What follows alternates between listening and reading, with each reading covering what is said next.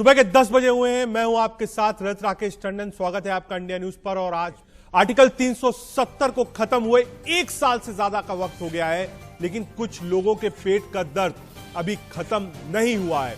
कल फिर महबूबा मुफ्ती ने बयान दिया है कि वो 370 की बहाली तक तिरंगा नहीं उठाएंगी। मुफ्ती कुछ ही दिन पहले अभी छुट्टी थी, सबसे आखिरी पॉलिटिशियन थी जम्मू एंड कश्मीर की जिनको हिरासत में लिया गया था। 370 लगाने के बाद सबसे आखिर में छोड़ा गया है और जैसे ही बाहर आई हैं वैसे ही उन्होंने देश के खिलाफ राग अलापना शुरू कर दिया है। हमारे साथ आशीष सरीन बीजेपी से, अमित रैना और अनुज अत्री तीनों जुड़ रहे हैं। बहुत स्वागत है आपका इंडिया न्यूज पर। आप सबको 1 मिनट के लिए जोड़ूंगा, रोकूंगा क्योंकि शेख नासिर पीडीपी नेता हमारे साथ जुड़ गए। शेख नासिर साहब बहुत स्वागत है आपका इंडिया न्यूज पर। आज डिबेट भी पीडीपी के इर्द गिर्द घूम रही है। क्या हो गया है पीडीपी को, क्या हो गया है महबूबा मुफ्ती को? अभी तो बाहर आई हैं, देश के खिलाफ यह बयान देने की जरूरत क्या थी? भारतीय झंडे से ऐतराज क्यों है पीडीपी को? देखिए, आप ये गलत तुलना कर रहे हैं। कोई भारतीय झंडे से किसी को एतराज नहीं है और न ही कोई एंटी नेशनल या देश के खिलाफ किसी ने बात की है। आपको हालात को समझना होगा, आपको यहाँ के लोगों के जज्बात को समझना होगा। जब आप हालात और यहाँ के लोगों के जज्बात को समझेंगे तो आप नहीं, जज्बात बाद में समझेंगे नसीर भाई, जज्बात बाद में समझेंगे। पहले सिर्फ एक बात ये बता दिए, भारतीय झंडे से आपको ऐतराज है, छूने में शर्म आती है। अगर इतनी ही शर्म आती है तो देश छोड़ दीजिए, क्या जरूरत है देश में रहने की? केंद्र में जो सरकार है मजबूत है। इस केंद्र में सरकार जो है उनके पास पावर है, जुनून है। वो जुनून में कुछ भी कर सकते हैं। वो जुनून में शहरों के नाम बदल सकते हैं, वो कानून की धज्जियां उड़ा सकते हैं, वो आईन की धज्जियां उड़ा सकते हैं। बड़ी खबर आ रही है जिस वक्त हम ये डिबेट कर रहे हैं महबूबा के खिलाफ। बड़ी खबर आपको बता दूं, जी हां नासिर भाई बोलूंगा, महबूबा के खिलाफ एफआईआर दर्ज करने के लिए अर्जी दी गई है। दिल्ली के पुलिस कमिश्नर को अर्जी भेजी है। सीधे नसीर साहब के पास चलते हैं जो कि पीडीपी नेता है। नसीर साहब देखिए, मैं आपसे बात कर रहा था, बात करते ही करते एक खबर आ गई। सिर्फ हम बात नहीं कर रहे हैं, देश में जो लोग हैं वो भी इस बात की चर्चा कर रहे हैं कि महबूबा रहती तो दिल्ली में है, रहती तो कश्मीर में है, देश में है, लेकिन बात देश के खिलाफ और देश के झंडे के खिलाफ क्यों कर रही है? देखिए, देश के खिलाफ किसी ने बात नहीं की, लेकिन जिस चश्मे से आप इन सभी बातों को देख रहे हैं तो आपको यह जरूर लगेगा देश के खिलाफ बात है। देश के खिलाफ किसी ने बात नहीं की। नसीर साहब, मेरा एक छोटा सवाल है, बहुत छोटा सा सवाल है नसीर साहब, बहुत छोटा सा। अगर आप ध्यान से सुन लीजिए, 10 सेकंड में अपना सवाल पूरा कर दूंगा और आप 20 सेकंड ले लीजिएगा जवाब देने के लिए। क्या महबूबा मुफ्ती ने यह बात जो कही है कि जब तक 370 वापस नहीं मिलेगा मैं भारतीय झंडे को हाथ नहीं लगाऊंगी? सीधा सीधा सवाल है, सीधा सीधा जवाब दे दीजिए इसका। देखिए, भारतीय झंडा जम्मू कश्मीर में कब और कैसे आया, यह बात समझने की जरूरत है। हम सब लोग जानते हैं कि जम्मू कश्मीर 1947 में जब भारत आजाद हुआ, जब हमारा मुल्क आजाद हुआ, जम्मू कश्मीर इसका हिस्सा नहीं था। जम्मू कश्मीर का भारत के साथ इल्हाक हुआ, एक्सेशन हुआ और कंडीशंस के बेसिस पर हुआ। उस वक्त भी जम्मू कश्मीर का झंडा वही था जो महबूबा जी ने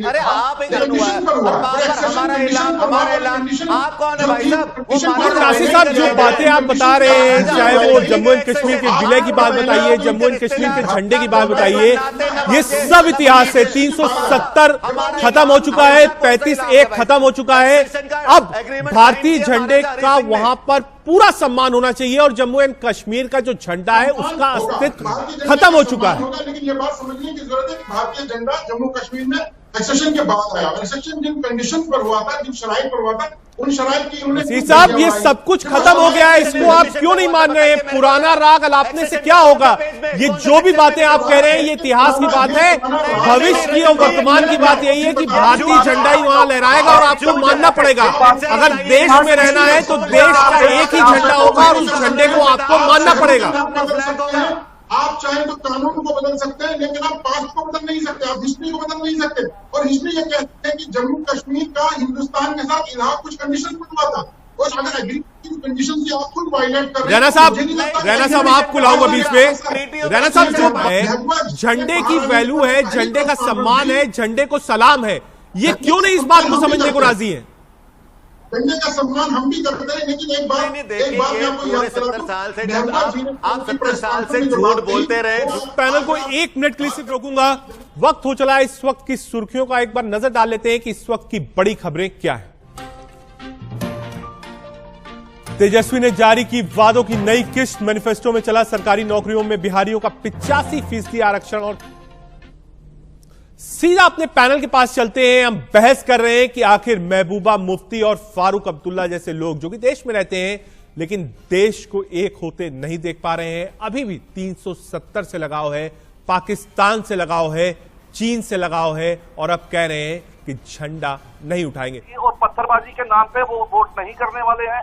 इनको भी ये बात समझ आ रही, अपनी दुकान बंद होता देख के इनकी बबलाहट है। ये नसीर साहब दुकान बंद हो रही है, नसीर साहब दुकान बंद हो रही है, इसीलिए देश के खिलाफ बोला जा रहा है। अगर दुकान बंद हुई है तो इस वक्त पूरे देश में हमारी जमात की और हमारे लीडर की चर्चा क्यों हो रही है? देखिए, मैं आपको एक बात बताना चाहूंगा, महबूबा जी ने जो कल बयान दिया, ये कोई नया बयान नहीं है, ना ही ये उन्होंने कोई रिहा होने के बाद कोई पॉलिटिकल स्टैंड किया। लेकिन 370 धारा हटने से पहले आपको मैं याद दिला दूं कि जब 370 धारा भी हटी नहीं थी, 5 अगस्त 2019 से पहले महबूबा जी ने एक बयान दिया था कि अगर जम्मू धारा 370 हटाने का कोई प्रयास किया गया या हटाई थी तो जम्मू कश्मीर के अंदर तिरंगा दुकान बंद करने की बात कर रहे हैं। इनको मैं बता दूं, ये कोई आफ्टर थॉट नहीं है।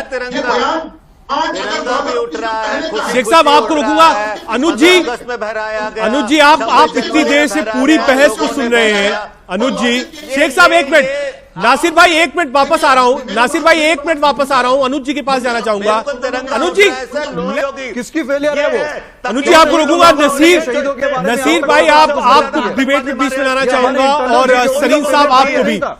बीजेपी और पीडीपी दोनों इन लोगों से सवाल यही है कि आखिर देश में इतने मुद्दे हैं, 370 खत्म हो गया, कश्मीर के जो पॉलिटिशियंस हैं वहां की पॉलिटिक्स अब कश्मीर के डेवलपमेंट की बात क्यों नहीं कर रही है? क्यों पुरानी बात कर रही है? क्यों 370 पैंतीस की बात कर रही है, झंडे की बात कर रही है? आज भी जो राजनीति हो रही है वो राजनीति कहीं ना कहीं इर्द गिर्द 370 और कश्मीर के पास घूम रही है। आपको लगता नहीं है कश्मीर की बेहतरी की बात होती, कश्मीर के डेवलपमेंट की बात होती तो शायद देश भी कहता कि हां कश्मीर बदल रहा है? देखिए, घर के लोग जो हैं वो घर के अंदर जो लोग रहे उन्हें अपने घर की ज्यादा चिंता होती है, बजाय उनके जो मोहल्ले में लोग रहते हैं जो घर को बाहर से तमाशा देखते हैं।